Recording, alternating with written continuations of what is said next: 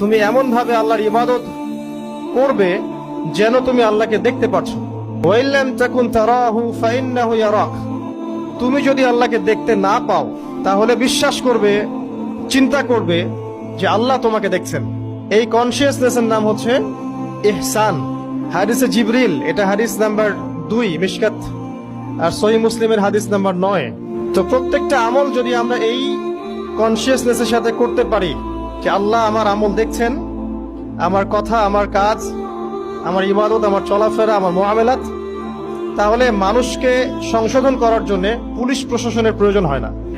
মানুষ যদি এতটুকু চিন্তা করতে পারে যে আমার প্রতিটা কাজ আল্লাহ দেখছেন, আমার ওঠা বসা, আমার চলাফেরা, আমার রাতের অন্ধকারের গোপন পাপ, আমি মানুষের কতটুকু হক নষ্ট করেছি, কোথায় নেশা করেছি, কোথায় নাউজুবিল্লাহ জিনা করেছি, কোথায় কোথায় নামাজ পড়ি নাই, কোন কোন নামাজ বাদ দিয়ে দিয়েছি,